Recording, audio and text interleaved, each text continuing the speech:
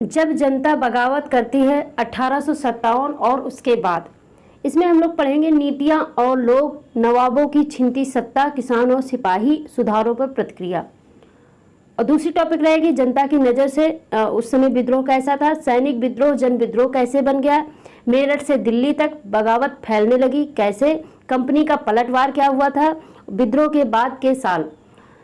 नमस्कार, जय श्री कृष्णा, राधे राधे। मैं बबली गोस्वामी आपके अपने channel NCERT for all exams में आप सभी का स्वागत करती हूं। हमारा जो NCERT series 6 to 12 SST chapter wise चल रही है, उसका क्लास 8 का चैप्टर 5 आज का वीडियो है। और हमें पूरा विश्वास है कि आप हमारे channel NCERT for all exam से जुड़े रहने पर सीटेट, यूपी टेट और अन्य टेट जो स्टेट होते हैं वो आपका क्लियर हो जाएगा। साथ में DSSB KVS के SST सब्जेक्ट के पोर्शन के सिलेबस 90 से 95% तक कंप्लीट हो जाएगा। ओके, सो आप विश्वास के साथ बने रहिए और आपका SST जो है सब्जेक्ट वो काफ़ी अच्छे से हमारे चैनल पर सिलेबस कंप्लीट हो जाएगा और अच्छे से सीख जाएंगे, समझ जाएंगे। आज का जो वीडियो है, जब जनता बगावत करती है 1857 उसके बाद लेसन जो है वो बहुत ही इम्पॉर्टेंट है। 6th-7th क्लास बहुत इम्पॉर्टेंट है। उसके बाद जो है 8th में 6th-7th इम्पॉर्टेंट है, 8th में यहीं से इम्पॉर्टेंट है। लेसन 5 से ही जो है बहुत इम्पॉर्टेंट है, जो आज हर कॉम्पिटिटिव एग्जाम में पूछे जाते हैं। ओके, लेकिन अगर पिछला वीडियो आप नहीं देखें तो देख लीजिएगा, ताकि समझ डेवलप रहेगी तो आगे का भी ज़्यादा अच्छे से समझ में आएगा। आज हम लोग पढ़ेंगे बगावत 1857 की क्रांति और उसके बाद का, क्योंकि इससे क्वेश्चन हमेशा पूछा जाता है और ज़रूर आते हैं। तो इसमें जैसा आपने फोटो में देखा है, ये पिक्चर जो है देखिए बगावत का है। लिखा है, सिपाही और किसान विद्रोह के लिए ताकत जुटाते हुए यह विद्रोह 1857 में उत्तर भारत के मैदानों में फैल गया था। उत्तर भारत के साइड में फैला था ये क्रांति पूरी तरीके से। ओके, इसमें है नीतियां और लोग। नीतियां लोग में थोड़ा सा पहले समझा दें, फिर हम आज पूरी किताब नहीं पढ़ेंगे क्योंकि हमको लगता है वीडियो बहुत लॉन्ग हो जाती है, इसलिए पूरी बुक ना पढ़ के उसके मेन पॉइंट बताएंगे। लेकिन ये बात समझिएगा, मेन पॉइंट बताएंगे, जो इम्पोर्टेंट लाइन है, तब भी वीडियो थोड़ी तो लॉन्ग रहेगी ही। ओके, ईस्ट इंडिया कंपनी थोड़ा सा पहले का समझा देते हैं। ईस्ट इंडिया कंपनी की नीतियों और जनता पर उसके प्रभाव के बारे में अब तक हम लोगों ने पढ़ा। इन नीतियों से राजा रानियों, किसानों, जमींदारों, आदिवासियों, सिपाहियों सब पर तरह तरह से असर पड़े। देखो, इसलिए एनसीईआरटी सिस्टमेटिक रखा है ताकि आपको समझ में आएगा 1857 क्रांति जो हुई थी वो सिर्फ सिपाही विद्रोह नहीं था। आग जो है अंदर से धुआं निकल रहा था पहले से, आग तो बाद में लगी। आप ये भी देख चुके हैं आगे कि जो आगे के चैप्टर में पढ़ चुके हैं कि नीतियां और कार्रवाइयां जनता के हित में नहीं होती या जो उनकी भावनाओं को ठेस पहुंचाती थी, उनका लोग किस तरह विरोध करते थे। विरोध पहले भी करते थे। ओके, अब इसमें नीतियां और लोग के अंतर्गत एक टॉपिक है नवाबों की छिनती सत्ता। तो इसमें क्या हुआ था, ईस्ट इंडिया कंपनी ने 18वीं सदी के मध्य से ही राजाओं और नवाबों की ताकत छीनने लगी थी। उनकी सत्ता और सम्मान दोनों खत्म होते जा रहे थे। बहुत सारे दरबारों में रेजिडेंट तैनात कर दिए गए थे। रेजिडेंट यानी जो इन्होंने सेना बनाई थी, दरबार में तैयार कर दिए थे, वो अपने हिसाब से कुछ कर ही नहीं पा रहे थे, हमेशा नजर रहती थी अंग्रेजों की। स्थानीय शासकों की स्वतंत्रता घटती जा रही थी। उनकी सेनाओं को भंग कर दिया गया था। उनके राजस्व वसूली के अधिकार व इलाके एक एक करके छीने जा रहे थे। बहुत सारे स्थानीय शासकों ने अपनी हितों की रक्षा के लिए कंपनी के साथ बातचीत भी की। उदाहरण के लिए झांसी की रानी, देखो इन्होंने बातचीत की थी। झांसी की रानी लक्ष्मीबाई चाहती थी कि कंपनी उनके पति की मृत्यु के बाद उनके गोद लिए हुए बेटे को राजा मान ले। पेशवा बाजीराव द्वितीय के दत्तक पुत्र नाना साहब ने भी कंपनी से आग्रह किया कि उनके पिता को जो पेंशन मिलती थी वह मृत्यु के बाद उन्हें मिलने लगे। अपनी श्रेष्ठता और सैनिक ताकत के नशे में चूर कंपनी ने इन निवेदनों को ठुकरा दिया। देखो, निवेदन किया। अब इससे आप ये समझ जाएंगे कि जो लक्ष्मीबाई है, माँ लक्ष्मीबाई है, नाना साहब, ये लोग अपने लिए परेशान थे, सत्ता छीन रही थी। ये जनता के लिए नहीं थे कि जनता जो है जनता दुखित होगी, दूसरे के हाथ में चले जाएगा। अपने लिए, देखो यहाँ पे बात हो रही, पेंशन के लिए परेशान थे। आपने देखा अभी कि पेंशन चाहते थे कि पेंशन मिल जाए ताकि हमारा जो है सब कुछ चलता रहे। अच्छा, रानी लक्ष्मीबाई का इतना ज़्यादा इसलिए होता है क्योंकि एक औरत होकर, वो भी उस समय जिस तरह था, तो इतना लड़ी थी, इसलिए उनका नाम है। लेकिन ये नहीं, उनका कोई जनता से लेना देना नहीं था कि अंग्रेज आ गए देश पर कब्जा। उनको ये था उनकी सत्ता जो है छिन रही थी, इसलिए परेशानी थी। आगे है अवध। अवध की रियासत अंग्रेजों के कब्जे में जाने वाली आखिरी रियासतों में से थी। ये अंडरलाइन कर लीजिएगा। अवध की जो रियासत है, अवध की रियासत अंग्रेजों के कब्जे में जाने वाली आखिरी रियासतों में से थी। 1801 में अवध पर एक सहायक संधि थोपी गई। सहायक संधि में थोपी गई शब्द इसलिए लिखा है, जबरदस्ती ही मानने के लिए बाध्य कर दिया जाता था। 1856 में, ये याद रखिएगा, 1801 में अवध पर एक सहायक संधि थोपी गई थी। 1856 में अंग्रेजों ने उसे अपने कब्जे में लिया। 56 तक कब्जे में ही ले लिया। ये देखिए, ये सब कौन कर रहा था? गवर्नर जनरल डलहौजी ने ऐलान कर दिया। ये डलहौजी की सहायक संधि नीति थी, याद रखिएगा ये भी। गवर्नर जनरल डलहौजी ने ऐलान कर दिया कि रियासत का शासन ठीक से नहीं चलाया जा रहा है, इसलिए शासन को दुरुस्त करने के लिए ब्रिटिश प्रभुत्व जरूरी है, ये कहा जा रहा था। कंपनी ने मुगलों के शासन को खत्म करने की भी पूरी योजना बना ली थी। अब ये राजपूत और ये लोग झांसी, इनकी नंबर आई थी, ऐसा नहीं कि तुम्हारा नंबर नहीं आएगा। शायद ये लोग डट के, थोड़ी सी अलग बात बता रहे हैं, अगर जो सभी नेता, नवाब, राजकुमार, ये सारे मिलके अगर जो लड़ते अंग्रेजों से, तो अंग्रेज कब का भाग जाते हैं, लेकिन किसी में एक ही नहीं था। अब कंपनी का नंबर किधर लग गया? कंपनी ने मुगलों के शासन को खत्म करने की भी पूरी योजना बना ली। कंपनी द्वारा जारी किए गए सिक्कों पर से मुगल बादशाह का नाम हटा दिया गया। उन्होंने जो सिक्का जारी किया, पहले तो सोने और चांदी ब्रिटेन से लाते थे, उससे अपनी खरीदारी करते थे। उनको लगा हम वहां से क्यों लाए, यही से हम, जो पिछले चैप्टर में आप पढ़ चुके हैं, नहीं देखे होंगे तो आप जो NCERT सीरीज है वो मेरे में देख लीजिएगा, मेरे चैनल पर पड़ा हुआ है। उसमें बताया गया है कि कैसे इन्होंने यहीं से पैसा, राजस्व इकट्ठा करके यहीं से सामान खरीद के ब्रिटेन या यूरोप के अदर कंट्री में बेचते थे। अब क्या हुआ? 1849 में गवर्नर जनरल डलहौजी ने ऐलान किया कि बहादुर शाह जफर की मृत्यु के बाद बादशाह के परिवार को लाल किले से निकालकर उसे दिल्ली में कहीं और बसाया जाएगा। ये हो गया हाल। अब आगे बढ़ते हैं। देखो, बहुत वन लाइन पूरा बताएंगे, पूरी बुक नहीं पढ़ेंगे तब भी थोड़ी तो लॉन्ग होगी, और इम्पोर्टेंट पूरा चैप्टर है, इसलिए पढ़ना जरूरी है। आगे क्या हुआ था? किसान और सिपाही। अगला टॉपिक है किसान और सिपाही। राजकुमारों के रूप में गांव में किसान और जमींदार भारी भरकम लगान और कर वसूली के सख्त तौर तरीकों से परेशान थे। गांव भी परेशान था। बहुत सारे लोग महाजनों से लिया कर्ज नहीं लौटा पा रहे थे। इसके कारण उनकी पीढ़ियों पुरानी जमीनें हाथ से निकलती जा रही थी। और फिर क्या हुआ? कंपनी के तहत काम करने वाले भारतीय सिपाहियों के असंतोष की अपनी वजह थी। वे अपने वेतन भत्तों और सेवा शर्तों के कारण परेशान थे।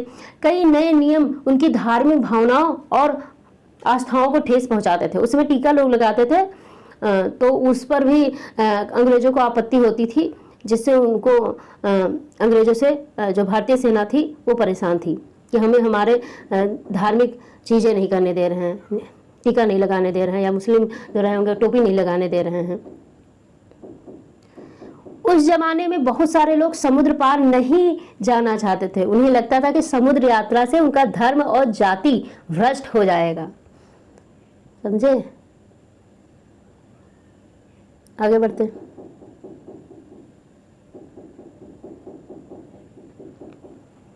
धर्म और जाति भ्रष्ट हो जाएगा। और अगला कारण था इनके विद्रोह का, किसानों के। जब 1824 में सिपाहियों को कंपनी की ओर से लड़ने के लिए समुद्र के रास्ते बर्मा जाने का आदेश मिला, तो उन्होंने इस हुक्म को मानने से इनकार कर दिया। 1824 की बात हो रही। उन्हें जमीन के रास्ते से जाने में ऐतराज नहीं था। सरकार का हुक्म न मानने के कारण उन्हें सख्त सजा दी गई, क्योंकि यह मुद्दा अभी खत्म नहीं हुआ था। इसलिए 1856 में कंपनी को एक नया कानून बनाना पड़ा। इस कानून में साफ कहा गया था कि अगर कोई व्यक्ति कंपनी की सेना में नौकरी करेगा तो जरूरत पड़ने पर उसे समुद्र पार भी जाना पड़ सकता है। ये देखिए, आगे बढ़ते हैं। अच्छा, इसमें एक लाइन और है, सिपाही गांवों के हालात से भी परेशान थे। बहुत सारे सिपाही खुद किसान थे, वे अपने परिवार गांव में छोड़कर आए थे, लिहाजा किसानों का गुस्सा जल्दी ही सिपाहियों में भी फैल गया, क्योंकि वो भी गांव से ही जुड़े थे। सुधारों पर प्रतिक्रिया। अब सुधारों पर प्रतिक्रिया के बारे में पढ़ेंगे हम लोग। इसमें है, अंग्रेजों को लगता था कि भारतीय समाज को सुधारना जरूरी है। सती प्रथा को रोकने और विधवा विवाह को बढ़ावा देने के लिए कानून बनाए गए। सती प्रथा को रोकने और विधवा विवाह को बढ़ावा देने के लिए कानून बनाए गए। अंग्रेजी भाषा की शिक्षा को जमकर प्रोत्साहन दिया गया, खूब फैलाया गया। 1830 के बाद कंपनी ने ईसाई मिशनरियों को खुलकर काम करने और यहाँ तक कि जमीन व संपत्ति जुटाने की भी छूट दे दी। याद रखिएगा, ये 1830 से पहले नहीं उतना था। खुलकर मिशनरियों को खुलकर काम करने और यहाँ तक कि जमीन व संपत्ति जुटाने की भी छूट दे दी। और 1850 में अंग्रेजों ने एक नया कानून बनाया जिसमें ईसाई धर्म को अपनाना और आसान हो गया। इस कानून में प्रावधान किया गया था कि अगर कोई भारतीय व्यक्ति ईसाई धर्म अपनाता है तो भी पुरखों की संपत्ति पर उसका अधिकार पहले जैसा ही रहेगा। अच्छा, यही आज भी कर दिया गया है। कांग्रेस आई, उसने भी कर दिया कि अगर जो आप धर्म चेंज भी कर लेते हैं तब भी जो आपकी संपत्ति है आपके पुरखों की, आपके क्या बोलेंगे दादा दादी की, तो उस पर आप अधिकार कर सकते हैं। अच्छा, माता पिता के प्रॉपर्टी पर अधिकार नहीं है, उनकी मर्जी से होगा। लेकिन जो बाबा दादी की इस तरह समझ सकते हैं, जो जिंदा हैं उनकी मर्जी के हिसाब से उनकी प्रॉपर्टी उनके उत्तराधिकारी को दी जाएगी।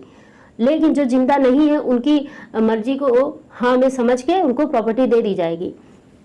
यानी आज भी ये कानून है कि अगर जो किसी के दादा या दादी ने कोई प्रॉपर्टी खरीदी और उसके माँ बाप उसको देने के लिए राजी नहीं है, किसी वजह से नाराज है कोई भी, तो भी वो कानूनी कार्रवाई करके उस प्रॉपर्टी में, अपने पूर्वजों की प्रॉपर्टी में हिस्सा ले सकता है।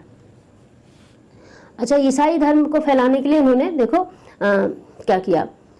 बहुत सारे भारतीयों को यकीन हो गया था कि अंग्रेज उनका धर्म, उनके सामाजिक रीति रिवाज और परंपरागत जीवन शैली को नष्ट कर देते रहे हैं।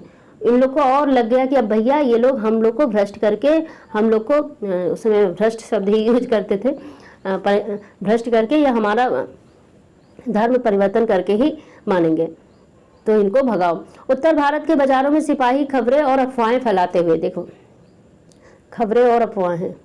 अब कुछ खबर कुछ अफवाहें न रहे तो कैसे, वो मसालेदार तो कुछ होना चाहिए तभी वो फैलता है। आज भी अफवाहें बहुत फैलाई जाती हैं। चुनाव के समय कुछ सच रहते हैं, कुछ अफवाहें रहती हैं, लेकिन सच वाली उतना फैलती नहीं है, अफवाहें बहुत तेजी से फैलती हैं। ओके, अगला जो टॉपिक है इसमें है 84 नियमों की सूची। इसके बारे में हम लोग पढ़ेंगे ये क्या था, 84 नियमों की सूची। इसको भी संक्षिप्त ही पढ़ेंगे। इसमें था, महाराष्ट्र के गांव में रहने वाले ब्राह्मण विष्णु भट्ट गोडसे द्वारा लिखित पुस्तक माझा प्रवास है। पुस्तक का नाम क्या है? माझा प्रवास। ये अंडरलाइन कर लीजिए। माझा प्रवास के ही अंश दिए हुए हैं, इसके बारे में पढ़ेंगे। विष्णु भट्ट और उनके चाचा मथुरा में आयोजित किए जा रहे एक यज्ञ में भाग लेने के लिए निकले थे। विष्णु भट्ट लिखते हैं कि रास्ते में उनकी मुलाकात कुछ सिपाहियों से हुई जिन्होंने उन्हें सलाह दी कि वे वापस लौट जाएं, क्योंकि 3 दिन के भीतर चारों तरफ कोहराम मच जाएगा। देखिए, सिपाहियों ने जो कहा वो इस प्रकार है, ये पढ़ा जा रहा है। देखिए, अंग्रेज सरकार हिंदुओं और मुसलमानों के धर्म को नष्ट करने पर आमादा है। उन्होंने 84 नियमों की एक सूची बनाई है और कलकत्ता में सारे राजाओं और राजकुमारों की मौजूदगी में उसका ऐलान कर दिया है। उन्होंने सिपाहियों ने बताया कि राजा इन नियमों को मानने के लिए तैयार नहीं है। उन्होंने अंग्रेजों को घातक परिणामों की चेतावनी दी है। राजाओं ने कहा है कि अगर ये नियम लागू किए गए तो सारी उथल पुथल मच जाएगी कि राजा भारी गुस्से में अपनी राजधानियों को लौट गए हैं। तमाम बड़े लोग योजनाएं बना रहे हैं। धर्म युद्ध के लिए तारीख तय कर ली गई थी और मेरठ छावनी से एक गुप्त योजना तैयार करके विभिन्न छावनियों में भेज दी गई थी। ये बातें इसमें लिखा गया है, विष्णु भट्ट गोडसे में लिखा गया ने माझा प्रवास में अपना लिखा है ये। और इसमें है जल्द ही हर टुकड़ी में उत्तेजना छा गई।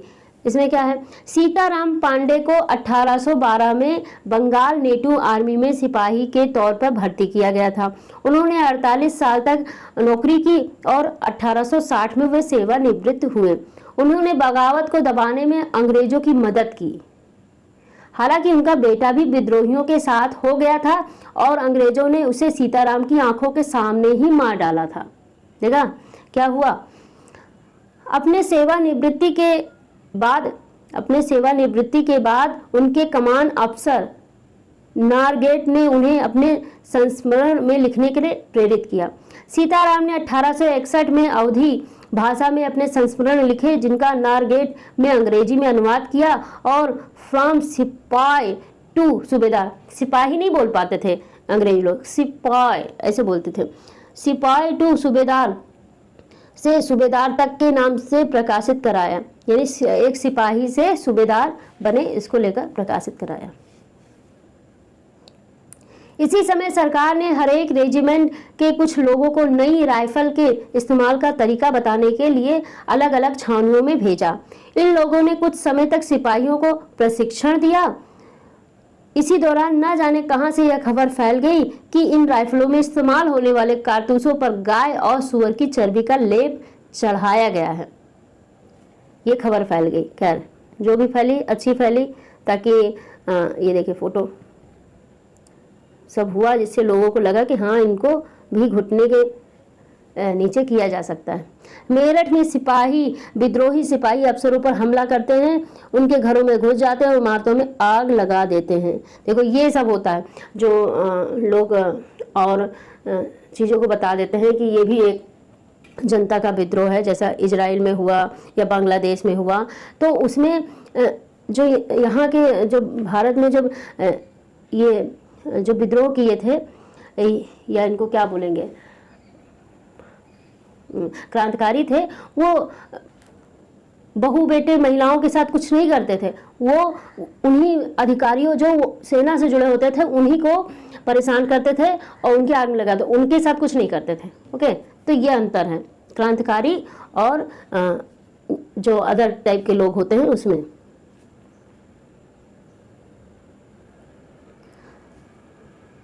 ये हो गया।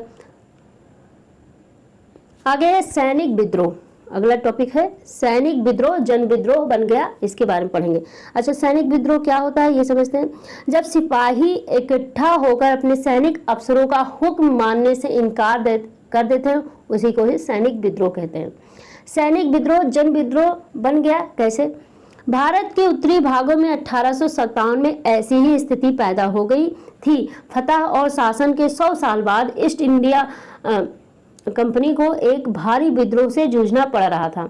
मई 1857 में शुरू हुई इस बगावत, याद रखिएगा ये सन मई 1857 में शुरू हुई बगावत ने भारत में कंपनी का अस्तित्व ही खतरे में डाल दिया। मेरठ से शुरू करके सिपाहियों ने कई जगह बगावत की। समाज के विभिन्न तबकों के असंख्य लोग विद्रोह तेवरों के साथ खड़े हुए। कुछ लोग मानते हैं कि 19वीं सदी में उपनिवेशवाद के खिलाफ दुनिया भर में यह सबसे बड़ा सशस्त्र संघर्ष था। ये भी कुछ जो इतिहासकार हैं और जो अन्य लोग हैं, वो विद्वान हैं, वो मानते हैं कि उस समय 19वीं सदी में उपनिवेशवाद जो है के खिलाफ दुनिया भर में सबसे बड़ा सशस्त्र संघर्ष था। आगे बढ़ते हैं। अगला टॉपिक है तो मेरठ से दिल्ली तक। 29 मार्च 1857, यहाँ पे ये पूरी बात नहीं लिखी है, हम बता रहे हैं। 29 मार्च 1857 को युवा सिपाही मंगल पांडे को बैरकपुर में अपने अफसरों पर हमला करने के आरोप में फांसी दिया गया। 29 मार्च को फांसी दे दिया गया 57 में। चंद दिन बाद मेरठ में तैनात कुछ सिपाहियों ने नए कारतूसों के साथ फौजी अभ्यास करने से इनकार कर दिया। इन्हें कुछ समय बाद फिर उन्होंने मतलब कारतूसों के साथ फौजी अभ्यास करना ही इनकार कर दिया कि हम भैया नहीं करेंगे। सिपाहियों को लगता था कि इन कारतूसों पर गाय और सुअर की चर्बी का लेप लग गया है। 85 सिपाहियों को नौकरी से निकाल दिया गया था।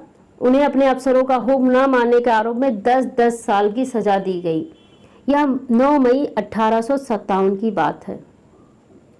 9 मई 1857 की बात है। मेरठ में जब मंगल पांडे के बारे में यहाँ पे 8 अप्रैल युवा सिपाही हमला करने का फांसी 8 अप्रैल लिखा है। एक सेकंड, ये जो न्यू एनसीईआरटी में है तो वही मानेंगे हम लोग। 8 अप्रैल 1857 को युवा सिपाही को मंगल पांडे को फांसी दी गई थी। 29 मार्च जो ओल्ड एनसीईआरटी में था वो गलत है। ओके, तो 8 अप्रैल है।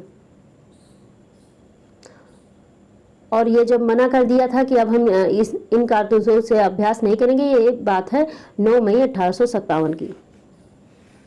और ये याद रखें 85 सिपाहियों को निकाला गया। ये हम लोग पढ़ लेते हैं। कवलेन, ये देखिए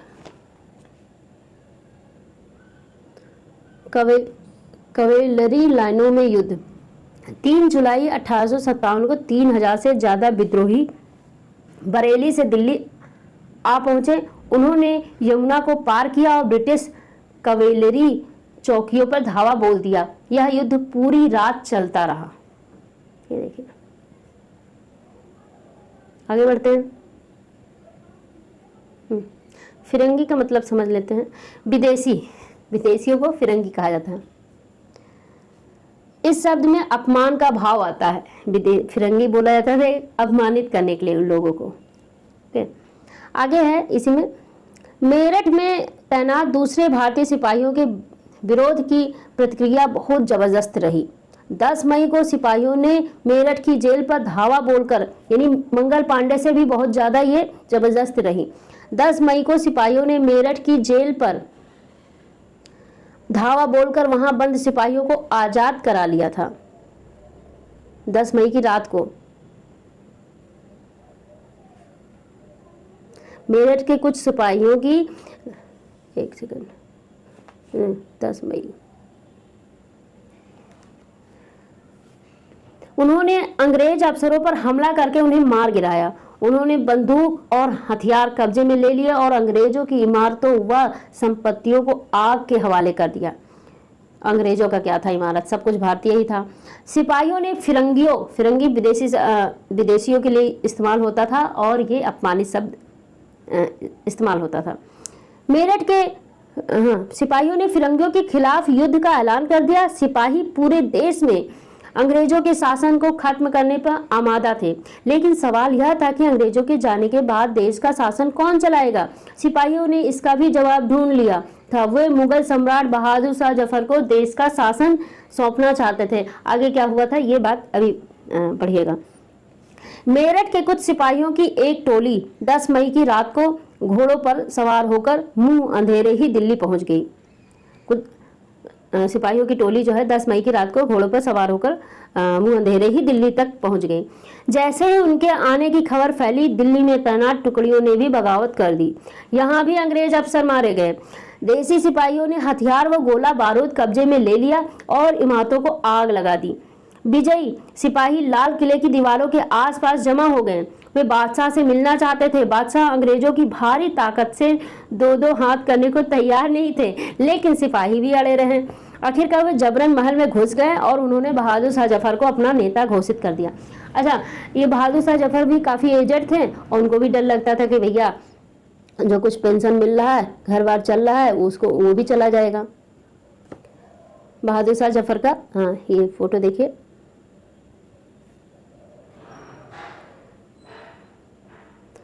3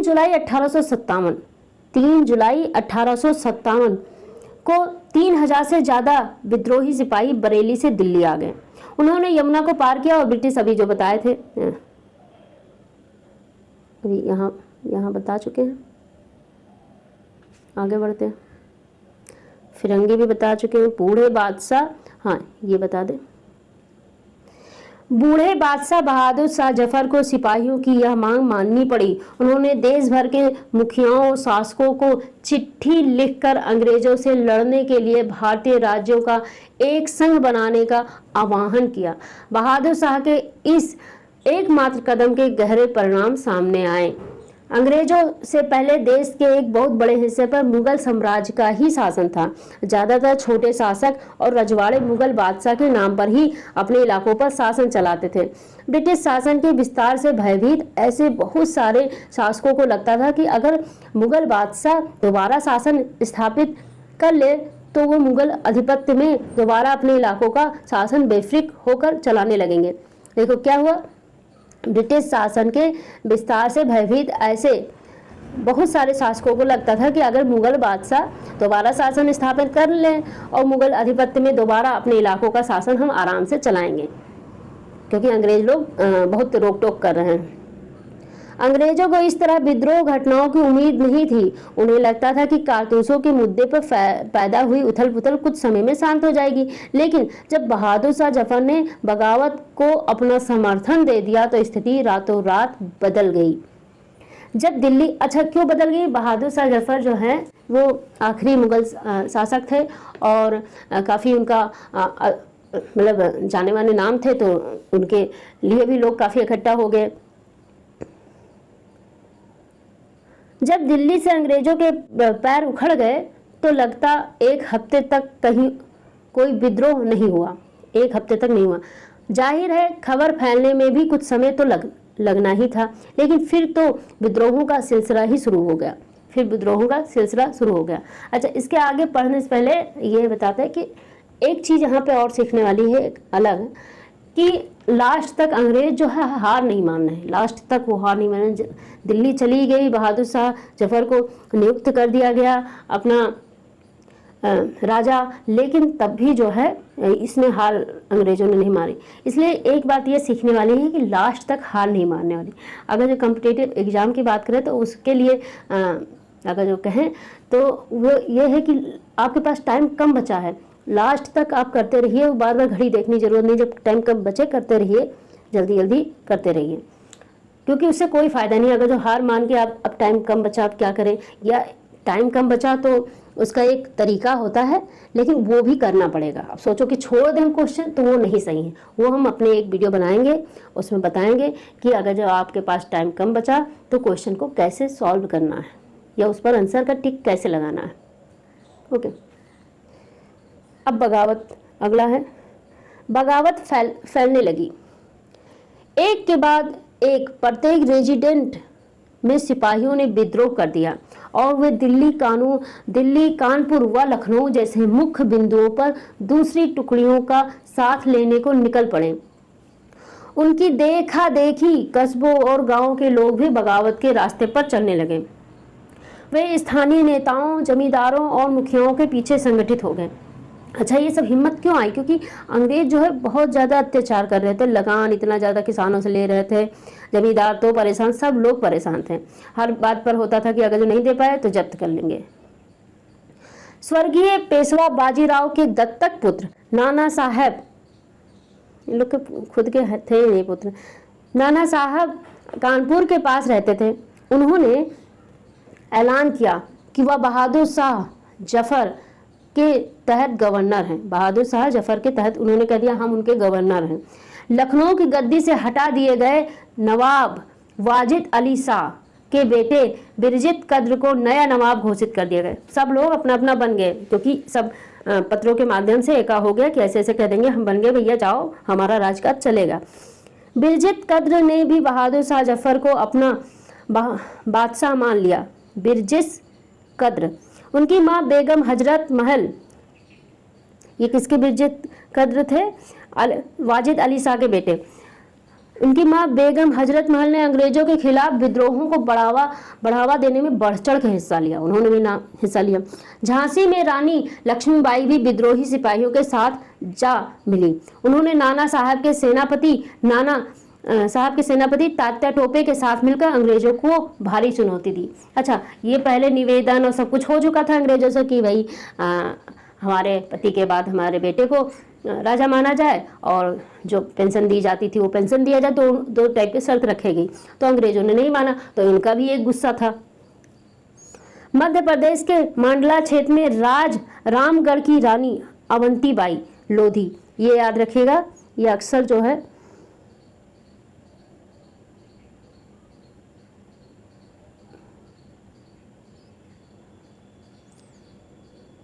अवंतीबाई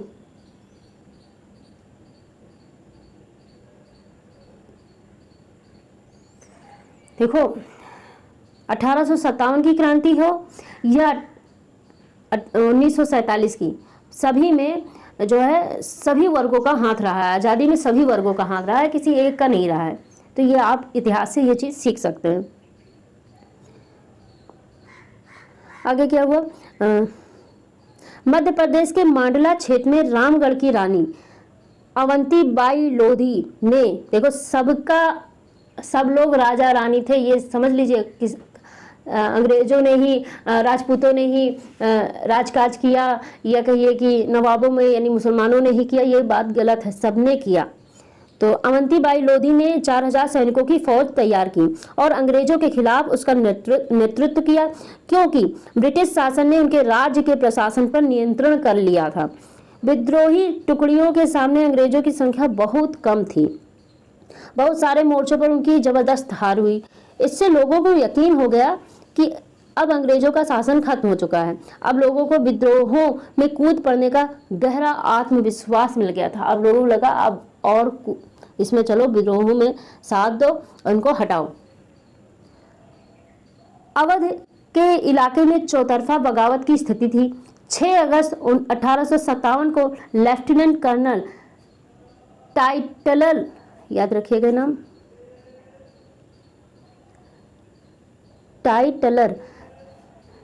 लेफ्टिनेंट कर्नल टाइटलर ने अपने कमांडर इन चीफ 1807 को टेलीग्राम भेजा, जिसमें ये कब भेजा था, 6 अगस्त 1857 को।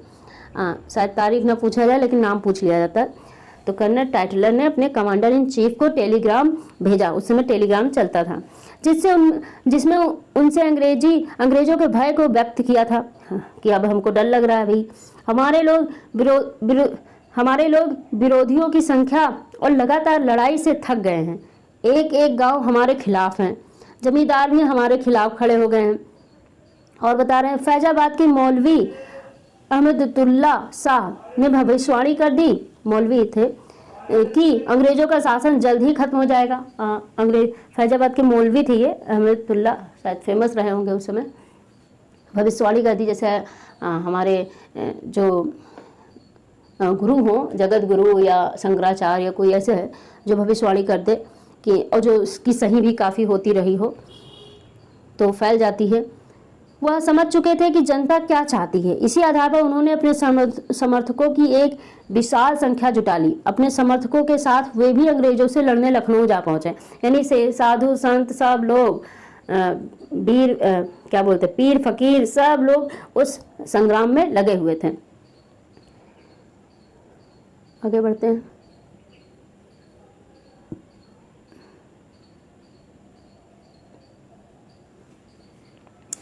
दिल्ली में अंग्रेजों का सफाया करने के लिए बहुत सारे गाजी यानी धर्म योद्धा, गाजी एक उर्दू शब्द है कि अरबी ऐसे कुछ है, धर्म योद्धा हिंदी या संस्कृत नहीं है, धर्म योद्धा इकट्ठा हो गए थे।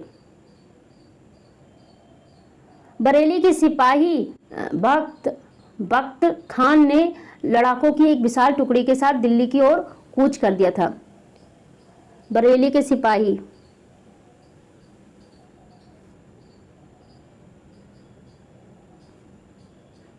बख्त खान, याद रखना नाम। बख्त खान ने लड़ाकों की एक विशाल टुकड़ी के साथ दिल्ली की ओर कूच कर दिया। वह इस बगावत में एक मुख्य व्यक्ति साबित हुए। बिहार के एक पुराने जमींदार कुंवर सिंह, फोटो देख लीजिए, फोटो ऐसे बनाया गया है, कुंवर सिंह। बिहार के एक जमींदार जो है कुंवर सिंह ने भी विद्रोही सिपाहियों का साथ दिया और महीनों तक अंग्रेजों से लड़ाई लड़ी। अच्छा, जमींदार भी बहुत मजबूत होते थे, सेना अपनी रखते थे, इसलिए जो पीछे से पढ़ता आ रहा है 6th 7th और 8th का शुरू के चैप्टर से, उसको ज़्यादा समझ में आ रही होगी। तमाम इलाकों के नेता और लड़ाके इस युद्ध में हिस्सा ले रहे थे, सभी लोग इस युद्ध में हिस्सा लिए। ये कुंवर सिंह की फ़ोटो बनी है, ऐसा लग रहा है नवाब की फ़ोटो है। हाँ, तो जमींदार भी काफ़ी मजबूत होते थे, उनके भी बड़े ठाठ होते थे। बच्चे बाहर विदेशों में पढ़ने जाते थे, पहले विदेश में भेजना आसान थोड़ी ना था। कंपनी का पलटवार अभी भी आसान नहीं है।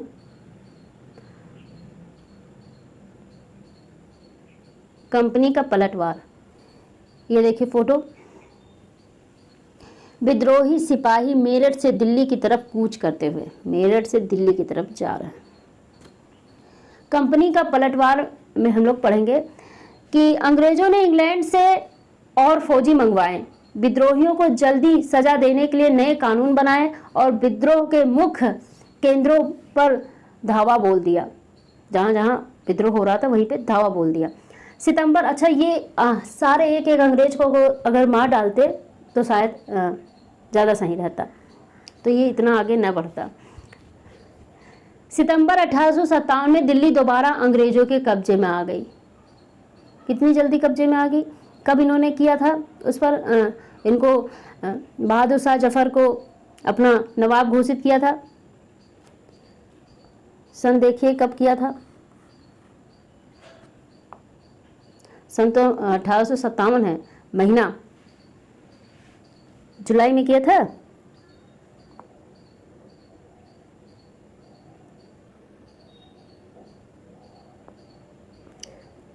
यानी 2-3 महीने इनका बहुत कम समय के लिए जो है सेना का कब्जा हुआ था।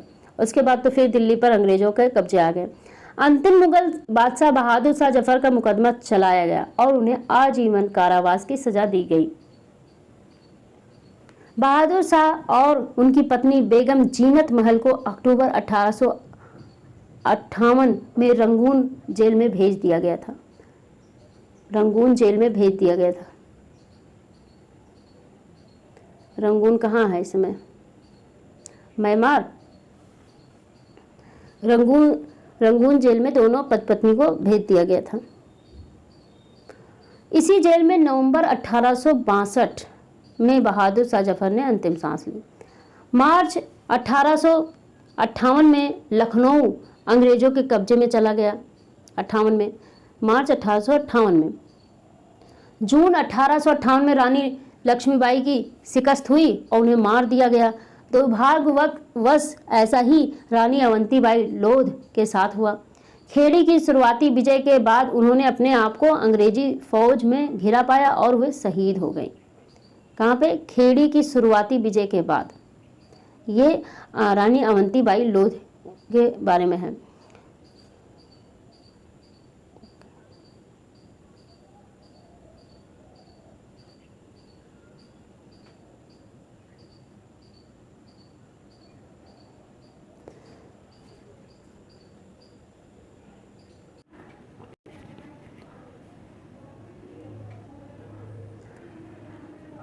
तात्या टोपे मध्य भारत के जंगलों में रहते हुए आदिवासियों और किसानों की सहायता से छापामार युद्ध चलाते रहे। जिस तरह पहले अंग्रेजों के खिलाफ मिली असफलताओं से विद्रोहियों को उत्साह मिला था, उसी तरह विद्रोही ताकतों की हार से लोगों की हिम्मत टूटने लगी। बहुत सारे लोगों ने विद्रोहियों का साथ छोड़ दिया। लोगों की आदत होती है, जैसे आप मजबूत खड़े रहोगे आपके साथ बहुत लोग खड़े हो जाएंगे, लेकिन जैसे आप कमजोर होंगे आपको छोड़ के पहले चले जाएंगे। अंग्रेजों ने भी लोगों का विश्वास जीतने के लिए हर संभव प्रयास किया। अच्छा, वो भी कई खेल करने लगे। उन्होंने वफादार भूस्वामियों के लिए इनामों का ऐलान कर दिया। उन्हें आश्वासन दिया गया कि उनकी जमीन पर उनके परंपरागत अधिकार बने रहेंगे। जो भूस्वामी थे उनको भी उन्होंने कह दिया, क्योंकि जो भूस्वामी यानी किसान है वो ज़्यादा पढ़े लिखे ज़्यादा समझते तो है नहीं, बस जो लालच दे दिया बस हाँ ठीक है। जिन्होंने विद्रोह किया था उनसे कहा गया कि किसी अंग्रेज की हत्या नहीं की है तो वे सुरक्षित रहेंगे और जमीन पर उनके अधिकार और दावेदारी बनी रहेगी। देखो कितना अच्छा तरीका अपनाया। इनके बावजूद सैकड़ों सिपाहियों, विद्रोहियों, नवाबों, राजाओं पर मुकदमे चलाए गए और उन्हें फांसी पर लटका दिया गया। तो उसे लालच दिया गया था, बाद में ये सब कहने के बावजूद भी बाद में उनको फांसी दे दिया गया। जैसे इन्होंने कहा कि आपको कुछ नहीं होगा, सजा नहीं होगी, तो लोग जो है, लोगों को लगा अच्छा चलो ठीक है कोई बात नहीं, पीछे हट गए। जबकि करो मरो समझते, करो मरो की स्थिति तो आज जो है ऐसा नहीं होता और देश 1857 में ही आज़ाद हो गया होता। अच्छा, और ये भी बताया जा रहा है, इसमें नहीं लिखा है एनसीईआरटी में, एक अलग बुक में मैंने पढ़ी थी कि उस समय जो है जाट और सिख अगर जो शामिल हो जाते हैं उस विद्रोह में तो भी विद्रोह बहुत ज़्यादा मजबूत हो जाता। लेकिन अंग्रेज़ों ने उनको ये कहकर रोक दिया इसको सिखों को कि ये आप किसके साथ जा रहे हैं, जिन्होंने मुगल शासक को ये अपना राजा बनाना चाह रहे हैं और यही मुगल शासकों ने ही आपके गुरुदेव को मारा था, तो आप इसमें शामिल ना होइए, अपने धर्म से विमुख मत होइए। ऐसे करके भावनात्मक रूप से उन्होंने ऐसी चीज़ें फैलाई। अच्छा, ये चित्र 14 जो है, अंग्रेज टुकड़ियां दिल्ली में घुसने के लिए कश्मीरी गेट को बारूद से उड़ा देते हैं। अंग्रेज टुकड़ियां जो हैं दिल्ली में घुसने के लिए कश्मीरी गेट जो है उसको बारूद से उड़ा देते हैं। देखो फोटो, ये आगे बढ़ते हैं। अच्छा, इन्होंने फिर क्या किया, शुरू में अंग्रेजी सेनाओं को दिल्ली की भारी किलेबंदी को तोड़ने में मुश्किल हुई। अंग्रेजों को दिल्ली की भारी किलेबंदी को तोड़ने में मुश्किल हुई। 3 सितंबर 1857 को अंग्रेजी सेनाओं को और ज़्यादा हथियार, गोले आदि पहुंचाए गए। कहाँ से आ रहे, वहीं से छीन लिए जाते तो भी नहीं होता, पहुंचाए गए। ये गाड़ियों पर लदे हुए थे जिन्हें हाथी खींच रहे थे और इनकी कतार 4 मील लंबी थी, इतनी लंबी थी। भूस्वामियों के लिए इनामों का ऐलान कर दिया गया। उन्हें आश्वासन दिया गया कि उनकी जमीन पर उनके परंपरागत अधिकार बने रहेंगे। जिन्होंने विद्रोह किया था उनसे कहा गया कि अगर वे अंग्रेजों के सामने समर्पण कर देते हैं और अगर उन्होंने किसी अंग्रेज की हत्या नहीं की है तो वे सुरक्षित रहेंगे और जमीन पर उनके अधिकार और दावेदारी बनी रहेगी। इसके बावजूद मुकदमा चला के फांसी पर लटका दिया गया उनको। इससे ये जब बात कह के इन लोगों को लगा, जो जमींदार और सब थे, कि देखो अंग्रेज ताकतवर हैं, काफ़ी ताकतों के साथ फिर आ गए हैं, तो इससे तो हम जीत नहीं पाएंगे, इससे अच्छा समर्पण करें। और वैसे भी हमको फांसी तो होगी नहीं, क्योंकि उन्होंने कहा है कि अगर अंग्रेज की हत्या नहीं की होगी तो हमने तो अंग्रेज की हत्या की नहीं, ये तो सिपाही विद्रोहियों ने किया है, इसलिए वो समर्पण किया। फिर बाद में क्या हुआ, अंग्रेज अपनी बात से तो पलट ही जाते थे, यही काम ही था। विद्रोहों के बाद के साल, अब हम लोग पढ़ेंगे विद्रोहों के बाद के साल।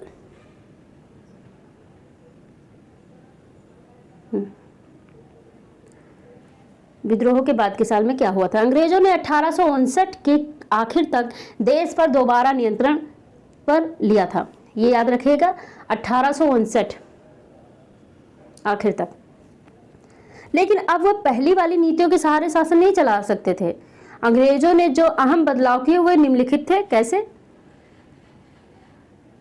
ये पहले देख ले। अंग्रेज टुकड़ियां कानपुर के पास विद्रोहियों को पकड़ लेती हैं। ध्यान से देखें कि किस तरह कलाकारों ने अंग्रेज सिपाहियों को बहादुरी से विद्रोहियों पर धावा बोलते हुए दिखाया गया। ये सब कलाकार कौन थे, ये सब इन्हीं के ही चित्रकार, इतिहासकार थे। तो ऐसे ही दिखाते थे कि जो उनके समर्थक थे, जो नहीं भी समर्थक हैं, लेकिन ऐसी तस्वीर और ऐसी चीज़ें देख के वो डर जाएं। जो विद्रोही हैं वो देखो ऐसे हाथ जोड़े, ऐसे ऐसे खड़े हुए हैं ऐसे, और ये एकदम तने हुए। तो क्या कहा गया, ध्यान से देखें कि किस तरह कलाकार ने अंग्रेज सिपाहियों को बहादुरी से विद्रोहियों का दावा बोलते हुए दिखाया गया। और जब आप हिस्ट्री आगे पढ़ेंगे इंटर में, तो और देखेंगे कि कैसे, देखो कलाकार वाकई में, जो चित्रकार है, कलाकार है, इतिहासकार है, वो चीज़ों को काफ़ी जो है प्रेरित कर सकता है। वो जैसा चाहे इंसान को वैसा दिखा के उसको वैसे ही प्रेरित कर सकता है। तो इसमें पढ़ते हैं हम लोग आगे। अंग्रेजों ने जो अहम बदलाव किए वो निम्नलिखित थे। ब्रिटिश संसद ने 1858 में एक नया कानून पारित किया। कब, 1858 में ही। और ईस्ट इंडिया कंपनी के सारे अधिकार ब्रिटिश साम्राज्य के हाथ में सौंप दिए। अब यहाँ से ब्रिटेन का साम्राज्य जो शासक था वो यहाँ पे सक्रिय हो गया, ताकि भारतीय मामलों को ज़्यादा बेहतर ढंग से संभाला जा सके। ब्रिटिश मंत्रिमंडल, जैसे अब ये क्वेश्चन आता है कि कंपनी से सीधा सरकार के हाथ में, ब्रिटेन की सरकार के हाथ में कब गया भारत, तो इसका रहेगा 1858 में। ब्रिटिश मंत्रिमंडल के एक सदस्य को भारत मंत्री के रूप में नियुक्त किया गया। उसे भारत के शासन से संबंधित मामलों को संभालने का जिम्मा सौंपा गया। उसे सलाह देने के लिए एक परिषद का गठन किया गया, जिसे इंडिया काउंसिल कहा जाता था। इंडिया काउंसिल कहा जाता था। एक सेकंड, ये याद रखना, सलाह देने के लिए। भारत के गवर्नर जनरल को वायसराय का ओहदा दिया गया। अब यहाँ पे गवर्नर जनरल को वायसराय बोला जाने लगा। वायसराय का ओहदा दिया गया। इस प्रकार इसे इंग्लैंड की राजा रानी का निजी प्रतिनिधि घोषित कर दिया गया। किसको?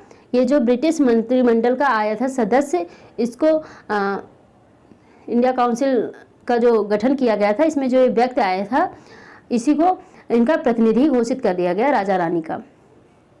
फलस्वरूप अंग्रेज सरकार ने भारत के शासन की जिम्मेदारी सीधे अपने हाथों में ले ली। देश के सभी शासकों को भरोसा दिया गया कि भविष्य में कभी भी उनके भू क्षेत्र पर कब्जा नहीं किया जाएगा।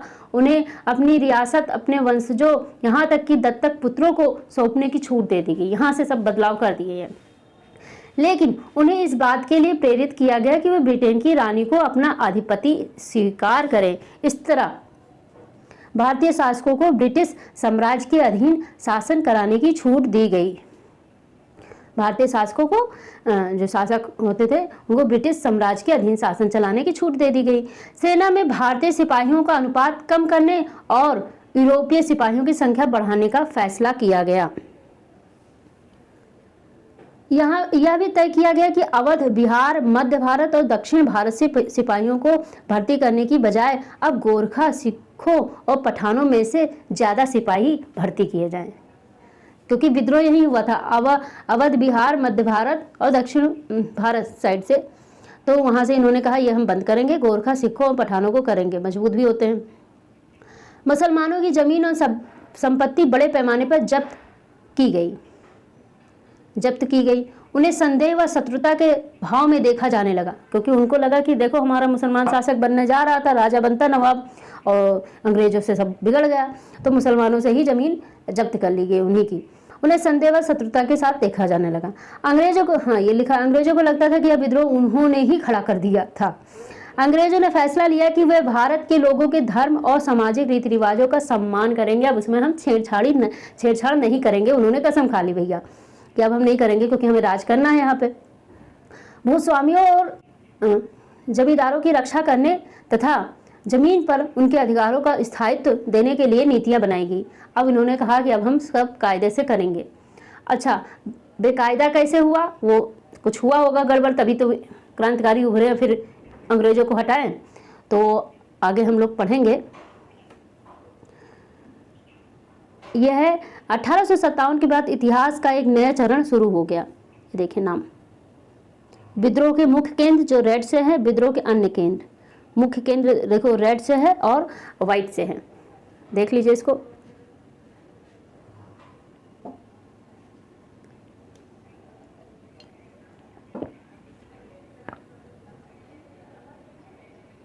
उत्तरी भारत के विद्रोह के मुख्य केंद्र हैं, ये देखिए, देख लिया। आगे बढ़ते हैं।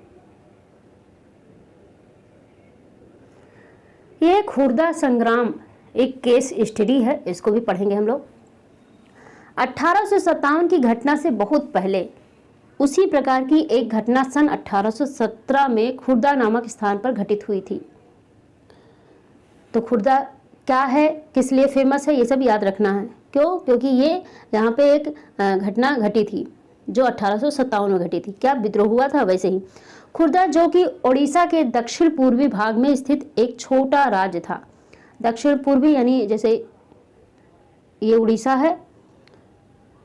है, तो मान लिया ये उड़ीसा, एक सेकंड, इसको ऐसे नहीं, ऐसे समझो, मान लिया उड़ीसा है, इसी के दक्षिण पूर्वी यानी इस हिस्से में भाग में स्थित एक छोटा राज्य था। यहाँ पे खुर्दा था, खुर्दा यहाँ पे था, ये उड़ीसा है। ऐसे समझते हैं, हमेशा मैप देख के नहीं आएगा। वह 19वीं शताब्दी की शुरुआत में 105 गढ़ों, जिनमें 60 बड़े और 1109 छोटे गांव सम्मिलित थे, एक जनबहुल उपजाऊ क्षेत्र था। इसके शासक राजा वीर किशोर देव को स्व अधिकृत 4 परगनाओं को तथा जगन्नाथ मंदिर के संचालन अधिकार समेत 14 गढ़ जातों के प्रशासनिक उत्तरदायित्व को पूर्व में दबाव में आकर मराठाओं को सौंप देना पड़ा था। मराठाओं को सौंप दिया था। उनके पुत्र तथा उत्तराधिकारी मुकुंद देव द्वितीय इस दुर्दशा से विचलित थे। अतः अंग्रेजों और मराठों के बीच जारी संघर्ष में अपने लिए एक मौका देखते हुए उन्होंने अपने खोए हुए क्षेत्रों तथा जगन्नाथ मंदिर की देख रेख में से संबंधित अधिकारों की पुनः प्राप्ति हेतु अंग्रेजों के साथ सलाह मशवरा शुरू कर दिया था।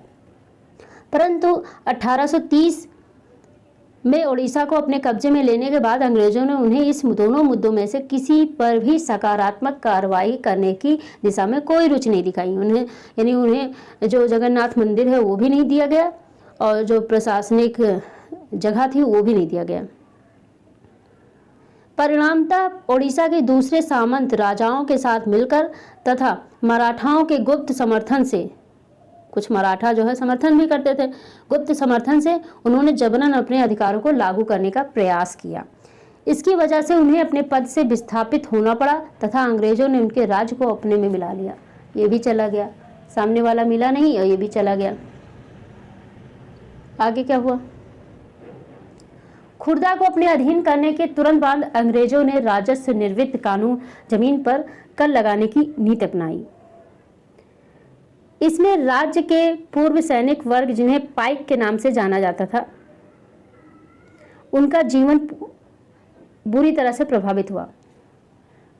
पूर्व सैनिक वर्ग को पाइक कहा जाता था, उस समय पाइक कहा जाता था। इस नीति की भयावहता राजस्व की मांग में अनुचित वृद्धि और इस संग्रह के दमनकारी तरीकों से और बढ़ गई थी। इस कार्यवाही के फलस्वरूप 1805 और 1817 के बीच में खुर्दा से बड़े पैमाने पर लोग जमीन छोड़ चले गए, क्योंकि इतना ज़्यादा कर देना पड़ता था। फिर भी अंग्रेजों ने अस्थायी, यानी कोई फिक्स ही नहीं है रेट कर की, अस्थायी बंदोबस्त के तहत राजस्व भुगतान की नीति को चालू रखा। उन्हें कोई मतलब नहीं, लोग छोड़ के जा रहे हैं। जिसमें जमीन की उपजाऊ क्षमता तथा रियायतों की भुगतान की क्षमता की अनदेखी करते हुए हर वर्ष राजस्व की मांगों में वृद्धि की गई। उन्होंने देखा नहीं रियायतों यानी किसानों कितना दे सकते हैं और उनकी ज़मीन कितनी उपजाऊ है, वो अपना अस्थायी कर यानी कभी कुछ कभी और बढ़ा के लेते रहते थे। यहाँ तक कि प्राकृतिक आपदाओं, जैसे बारिश हो गई, सूखा पड़ गया, बहुत बारिश हो गई या सूखा पड़ गया, जैसे बाढ़ आ गई, सूखा पड़ गया, उसमें भी सब नष्ट हो जाते हैं फसल। आपदाओं के समय भी कोई उदारता नहीं दिखाई गई, जबकि उड़ीसा में ऐसी आपदाएं अक्सर आती रहती थी। ये सब आपदाएं वहाँ आती रहती हैं, आज भी आती हैं। खुर्दा के स्थापित, लेकिन आज जो कंट्रोल के बाहर है वो आपदा है चक्रवात विशेष रूप से, और बाढ़ को सरकार देख लेती है, उसको भी नियंत्रित करती है। सूखा पड़ता है उसको भी आज की लोकतंत्र में सरकार कर लेती है, लेकिन पहले ये अंग्रेज लोग कुछ नहीं करते थे। खुर्दा के स्थापित राजा का वंशानुगत सेनानायक जगत बंधु विद्याधर महापात्र, कितना लंबा नाम,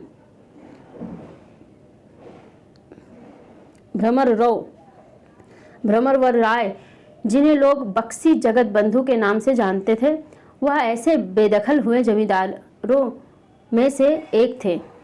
वो बेदखल हो गए थे, बहुत बड़े जमींदार थे। व्यवहारिक रूप से वे एक भिखारी बन गए थे तथा अपने निश्चय करने से पूर्व प्रायः 2 साल तक उन्होंने खुर्दा के लोगों के स्वैच्छिक दान से अपना गुजारा किया। जो लोगों ने दे दिया दान के रूप में, उसी से उनका गुजारा चला। बीते हुए वर्ष के साथ साथ वे तकलीफें इन शिकायतों के साथ जुड़ गई थी। वे भी अंग्रेजों द्वारा इस क्षेत्र में चांदी के सिक्कों का प्रचलन, इस नई मुद्रा में राजस्व के भुगतान पर जोर देना, इसी मुद्रा में चाहते थे भुगतान दो, खाद्य सामग्री की कीमतों में अभूतपूर्व वृद्धि तथा नमक की आपूर्ति में कमी, जो कि कंपनी के एकाधिकार नीति के चलते लगभग दुर्लभ हो गया था। यही सब वजह था जो वहाँ पे एक सशक्त संग्राम ने एक और भयावह आकार धारण कर लिया था। वहाँ लोग विद्रोह कर दिए थे। अच्छा, 29 मार्च 1817 को इस संग्राम की शुरुआत तब हो गई जब पाइकों ने, कौन, पूर्व सैनिक वर्ग, जो यानी सेवानिवृत्त जो सैनिक है वो, उनको पाइक बोलते थे, जब पाइकों ने बानपुर में स्थित पुलिस चौकी और अन्य सरकारी संस्थानों पर हमला कर दिया और 100 से अधिक लोगों की हत्या करने के साथ साथ सरकारी खजाने में से एक बड़ी रकम लेकर चले गए। शीघ्र ही खुर्दा को करते हुए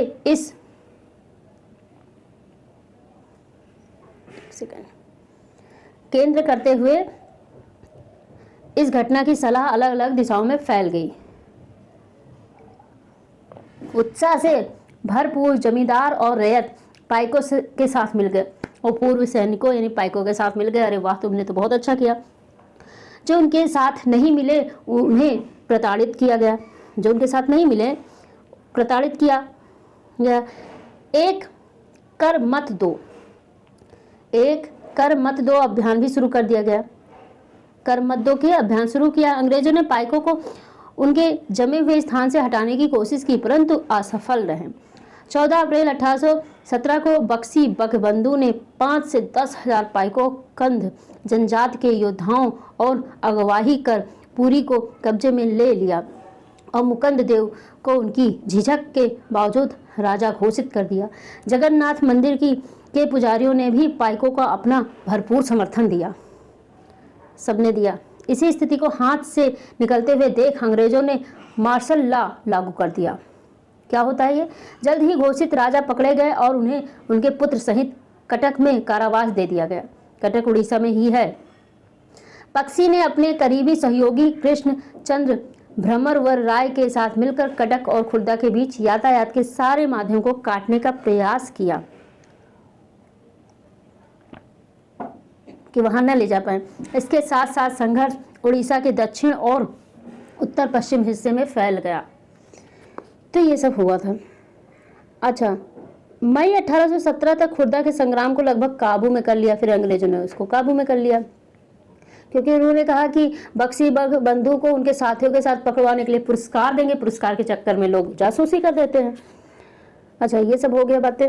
अब आगे बढ़ते हैं, बहुत ज़्यादा नहीं।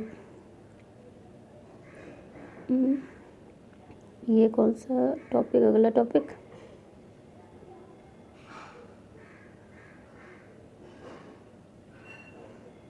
खत्म किया।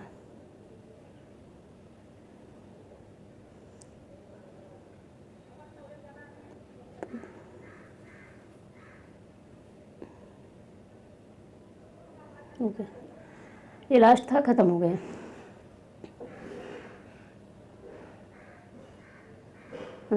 लेसन समाप्त हो गया और ये बहुत ही इम्पोर्टेंट लेसन है, इसलिए आप इसको ज़रूर पढ़िएगा और समझिएगा। इससे जुड़ा क्वेश्चन भी आगे हम बताएंगे और इससे जुड़ा क्वेश्चन आगे लाइव में ही दिखा देंगे। ठीक, तो आई होप आप सभी को समझ में आया होगा। अगर किसी को नहीं समझ में आया है, पहली बात ऐसा हो ही नहीं सकता कि नहीं समझ में आया है, लेकिन ये आप फिर से पढ़ लीजिएगा ताकि कॉन्सेप्ट अच्छा रहे। और मुझे पूरा विश्वास है कि मैंने पूरा कीवर्ड सहित जो एनसीईआरटी की है वो मैंने आपको बता दी है। सो आप इसको पढ़ लीजिएगा और इससे जुड़ा क्वेश्चन जो है आपको आगे बाद में मिल जाएगा। इस पर भी वीडियो लाएंगे और पीडीएफ भी लगा देंगे। ओके, सो मस्त रहिए, अच्छे से पढ़िए और हाँ, नोट्स बना लीजिए। तो बहुत अच्छा नहीं बन पा रहा है तो आप जो व्हाट्सएप नंबर रिफ्लेक्ट हो रहा है उस पर आप संपर्क करिए और आपको जो है नोट्स मिल जाएगा। और ये नोट्स SST का, अभी SST का दे रहे हैं, CDP का अलग है। CDP की नोट्स जो है वो है 199 की और SST की है 499 की। और हाँ, संपर्क करिएगा, हो सकता है कुछ कम भी हो जाए। और एक बात ये है कि SST का जो है सिलेबस, इसमें जो मैंने कवर किया है, ये आपके SST सिर्फ सीटेट ही नहीं पार लगाएगी, आपके अन्य जो भी DSSS, क्योंकि सिर्फ सीटेट से थोड़ी ना कुछ हो जाता है, इसके बाद भी तो अन्य परीक्षाएं पास करो, जो भी वैकेंसी निकलती है तब जाके जॉब मिलती है, तो उसमें भी आपके काम आएगा। KVS DSSS 8 तक का मिलेगा, और आगे के लिए बाद में जब नोट्स हमारा कंप्लीट हो जाएगा तो आपको बता देंगे, आप उसको भी ले सकते हैं। ओके, सो अच्छे से पढ़िए, मस्त रहिए, बाय बाय।